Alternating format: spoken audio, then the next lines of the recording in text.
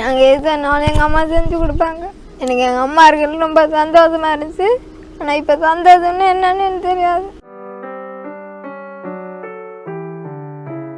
எங்கள் அம்மா இருந்தால் எங்களுக்கு சோறு ஆக்கி எல்லாம் பண்ணி கொடுப்பாங்க. நான் லேட்டாக அதே எழுந்திரிச்சு ஸ்கூலுக்கு போய் இப்போ எங்கள் அம்மா இல்லைனாலும் நான் சீக்கிரமே எழுந்திரிச்சு ஸ்கூலுக்கு போய் சாயங்காலம் வந்து என் தங்கச்சியை பார்த்துக்கிட்டு சமைச்சிட்டு சாப்பிட்டு படுப்போம். எங்களுக்கு நோட்ஸ்லாம் 9,000 வாங்கணும், புக்கு வாங்கணும், எதனா படிக்கணும், ட்ரெஸ் எல்லாம் வாங்கணும், நோட்ஸு ஸ்கெட்சு எல்லாம் எங்களுக்கு இல்லை. எதனா வாங்கணும், அது காசுலாம் இல்லை.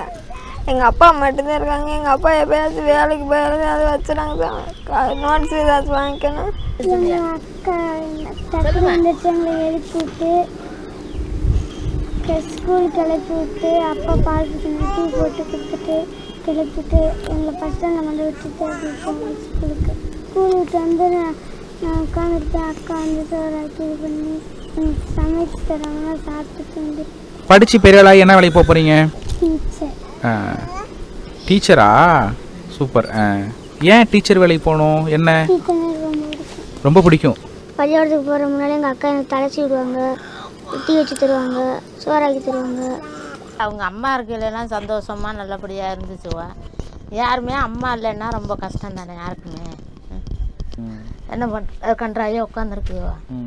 இப்போ அவங்க அக்காள்கிட்ட நீங்கள்லாம் வரேன்னு சொல்லவும் ஃபோன் அடித்து இப்போ 10 கிலோமீட்டருக்கு அங்கிட்ட அந்த பொண்ணு வந்துருக்கு.